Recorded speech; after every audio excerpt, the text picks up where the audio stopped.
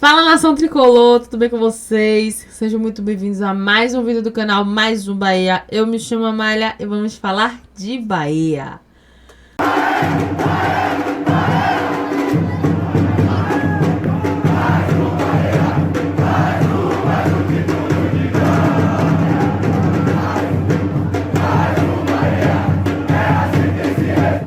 Bora lá acompanhar mais uma resenha da equipe dos Galácticos, mais um triunfo do nosso Esquadrão de Aço, 7 triunfos seguidos, Bahia que está aí com uma boa campanha de começo de ano, Rogério Ceni que diz que quer ser campeão, e temos gol da base, essa base sendo bem utilizada, hein?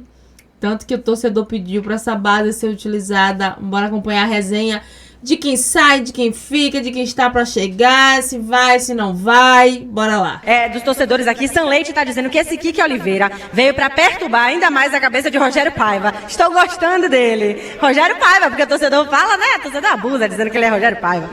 Almir Dória está aqui dizendo, Suassuna, 2 chutes no alto da compadecida. Suassuna que é sobrinho neto, né, de Ariano Suassuna, escritor pernambucano. Também tem mensagem aqui do nosso amigo Roberto Guerreiro, que fala que o Bahia foi ridículo hoje, Castelo. Tô retado. O jogo era pra dar 10-1 e o Bahia não quis. Era pra tanto, Castelo? Castellucci. Olha, 10-1 não. Eu falei mais cedo, podia ter sido 5, 6. O goleiro fez boas defesas, algumas delas muito boas. Né? Teve uma cabeçada do Del no cantinho, que ele pulou, a bola já estava praticamente perdida, ele conseguiu espalmar. Então acho que foi uma boa partida, inclusive, do Matheus Cabral. Evitou o pior. 10 eu não diria, mas 6 cabia. Acho que tinha margem para isso. Não fosse o goleirão. Agora, torcedor falou aí do Suassuna, né? Tem um João Grilo no Campeonato Baiano também. Então é bom a gente destacar que o Alto da Compadecida está bem representado no futebol baiano. É isso aí, alô Ana Paula Brandão, feliz da vida, torcedora do Bahia, aquele abraço, fala torcedor amigo. Boa noite, Márcio Martins, é Luciano Lourdeiro de Cajazeira 10. Eu queria saber sobre o jogador Júnior Santos, está contratado mesmo? Tá para chegar? Essa novela mexicana acaba quando? Segue a líder. Segue a líder, amigão. Uma palavra do nosso Nilson Luiz, o repórter eletrizante. Fala, Nilson. Beleza, Ivan. Olha, a negociação tá fechada, né? A questão da documentação para bater o martelo. Apurei agora há pouco, ele é aguardado para fazer exames e finalizar as tratativas com o Atlético Mineiro. Chega por empréstimo de 1 ano até o final da temporada. E é o reforço que o Bahia precisa para o ataque, um jogador físico, um jogador de chute, um jogador de enfrentamento. Esse atleta, o Rogério Ceni aprovou para uma contratação. É só agora ter paciência, porque as coisas são assim. O Bahia não indica notícias quando está contratando e nem depois que contrata. Depois de muito tempo, ele convoca a imprensa para apresentar o atleta. Mas o jogador vai ficar no Bahia até o final do ano. Ô Nilson, dizem que notícia ruim chega rápido, né? Se tivesse melado o negócio, já tinha vazado, né? Como tá andando, tá em sigilo. Aí, portanto, detalhe. O Cauli segue treinando em separado, né? Tem um clube interessado, não sei, mas o São Paulo quis de novo, fez outra tratativa com o Bahia, tentando envolver até um troca-troca e uma compensação financeira. E Resende? O Bahia não tem interesse no empréstimo do Cauli. O Bahia aceita vender 10 milhões de euros. Pronto, fim de papo.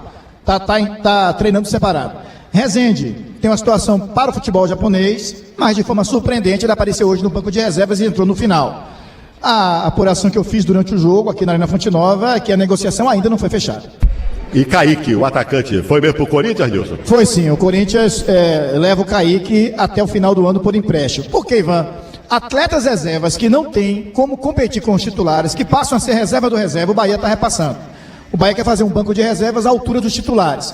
E atletas como Cauli, Kaique, que não têm perspectiva de voltar à titularidade, Resende é um deles, esses atletas vão abrir espaço para os meninos e para alguns reforços que poderão chegar durante o ano. E aí, Ivan, é muito representativo esse empréstimo do Kaique para o Corinthians. Primeiro que o Corinthians precisa de um jogador de beirada, ficou muito tempo com o transfer ban, não podia contratar. Trouxe recentemente um jogador da Arábia, tem o Vitinho, que também chegou no fim do ano passado, começo desse ano, não lembro, e agora é o Kaique. E isso, eu acho que mostra perfeitamente o estágio em que estão os dois times hoje no futebol brasileiro. O Corinthians é uma grande potência, é inegável, foi campeão hoje da Supercopa, mas em termos de desempenho no Brasileirão, o Bahia está melhor que o Corinthians. né? Se a gente botar os 2 últimos anos, o Bahia foi melhor do que o Corinthians. E na temporada passada, principalmente, que apesar de ser campeão da Copa do Brasil, no Brasileirão não foi bem. Mesmo com jogadores mais estrelados, com um elenco mais caro. Mas mostra que o Bahia compôs o seu elenco de uma forma que hoje tem peças para ceder para um grande clube da Série A. O papel se inverteu. Se anos atrás o Bahia ia buscar jogadores emprestados no Corinthians, no Fluminense, sei lá onde, hoje é o contrário. Hoje o Bahia tem esse cacife de ceder um jogador por empréstimo para o atual campeão da Copa do Brasil e campeão da Supercopa Rei.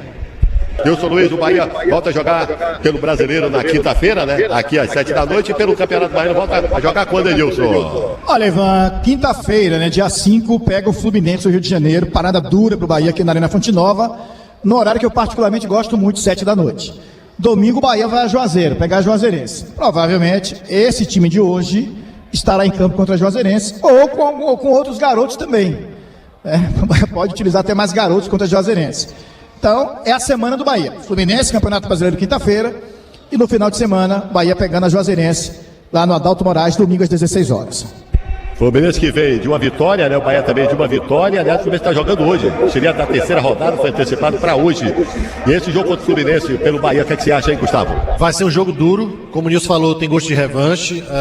Fluminense que fez uma boa temporada em 2025, tem tudo para fazer um bom ano também em 2026, um elenco recheado, um elenco reforçado, e sobre esse jogo contra o Juazeirense, né, é mais do que lógico e prudente o Bahia mandar os seus jogadores mais jovens, para encarar uma viagem longa, para jogar no Adalto Moraes, um estádio cujo gramado a gente sempre fala da qualidade muito ruim.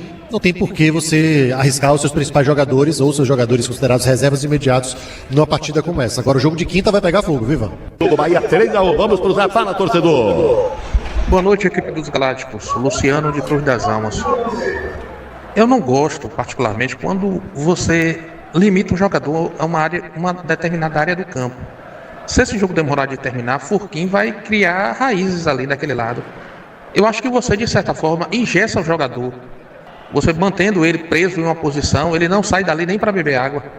Acho que desse um pouco mais de liberdade, fizesse com que ele movimentasse um pouco, voltasse um pouquinho para buscar bola, ou movimentasse para o outro lado do campo, centralizasse, alguma coisa do tipo, para a gente sentir um pouco mais do futebol do garoto. Mas jogando ali, parado naquela posição, acho que engessa um pouco o garoto, não? Valeu, querido. Obrigado pela sua participação. E aí, qual é a sua opinião, Gustavo Cassianucci? Eu entendo e de certa forma concordo com o torcedor. Mas essa é a função tática do Cauê Furquim, né? Ele joga dando muita amplitude para o time do Bahia, ele joga praticamente em cima da linha lateral. O Bahia jogou torto, né? Jogou pelo lado direito tanto no primeiro quanto no segundo tempo, ele jogou os 90 minutos. Então, o jogo do Bahia, de certa forma, era em cima dele. E aí ele tem vários papéis. Você vê que ele faz muito pouco aquele corte para dentro que o Ademir faz e chuta. Muito pouco. A maioria das vezes ele puxa para a linha de fundo ou ele espera a ultrapassagem de algum outro jogador, seja o meia, seja o lateral, para poder ele fazer a colaboração e fazer a triangulação na jogada. Agora, de fato, eu concordo. Eu gostaria de ver o Cauê mais solto. Tentando um drible mais para o meio, tentando uma jogada de infiltração. Ele tem qualidade. Todas as invertidas de bola, Ivan, a bola morria no pé dele. É impressionante a qualidade dele ao dominar a bola.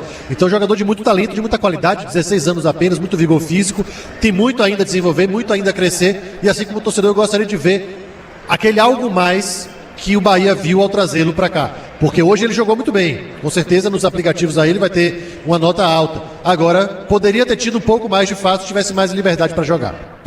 Ele que marcou o primeiro gol do Bahia, né? Dos 3 gols, eu acho que foi o mais bonito, né? Foi o dele, ele pegou o chute cruzado de primeira, né? Na entrada da área. E aí vai muito no que o torcedor falou. É um momento onde ele não estava na ponta direita. Ele estava um pouco mais para dentro. E aí recebeu livre a ponto de fazer o primeiro gol.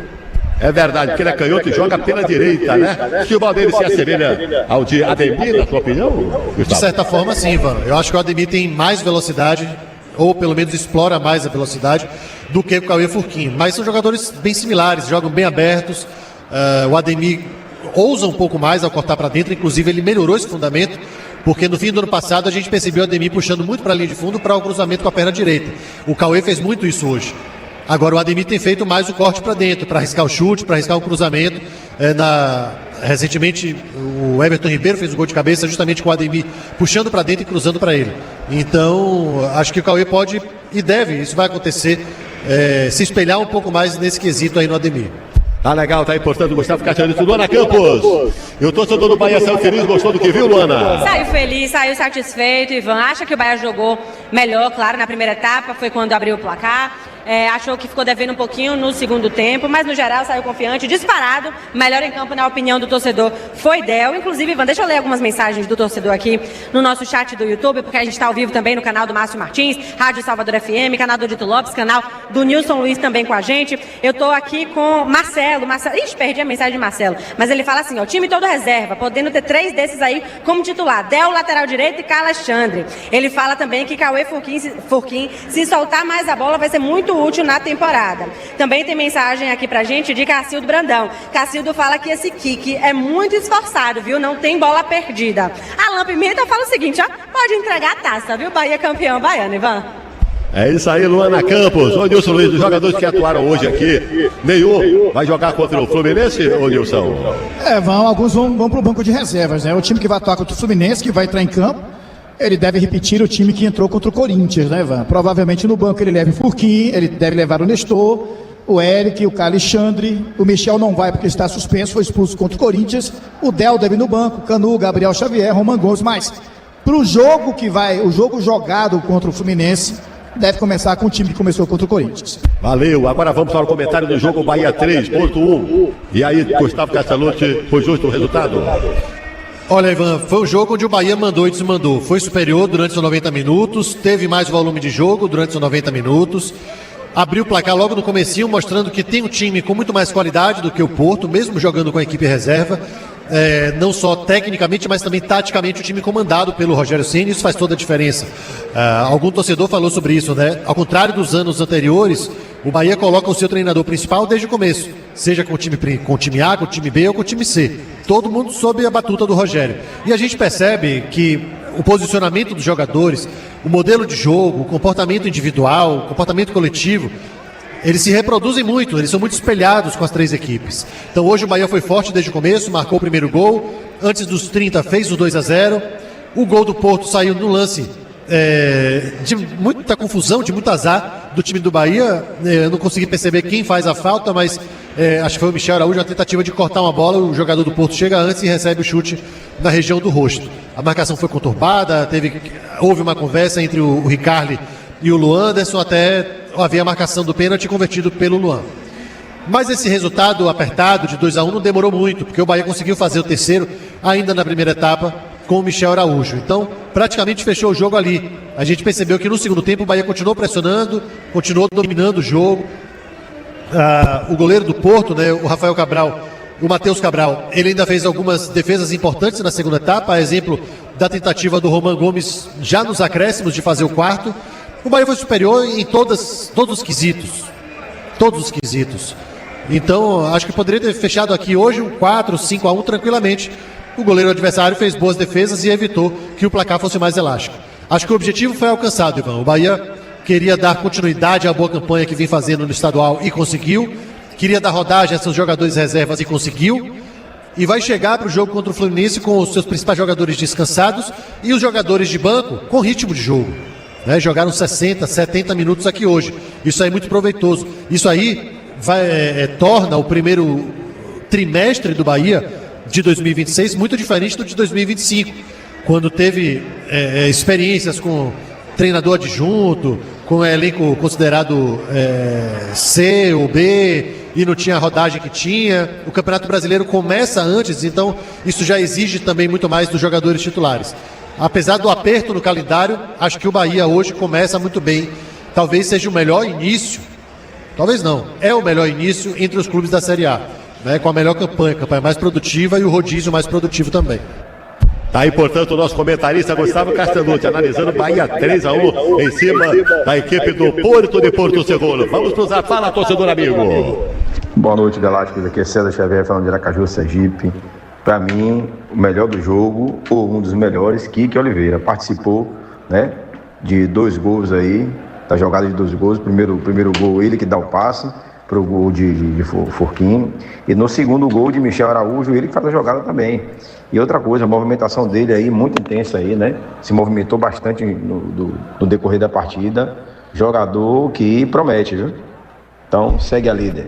Segue a líder, realmente. Kiko Oliveira, ele joga dos dois lados, né? Ele começou na esquerda, depois foi pra direita e volta pra esquerda. Ele é assim, né, meu caro Cajalute? Isso, e nos momentos em que o Porto triangulou a bola na defesa, ele deu combate em todo mundo que ele podia. Impressionante.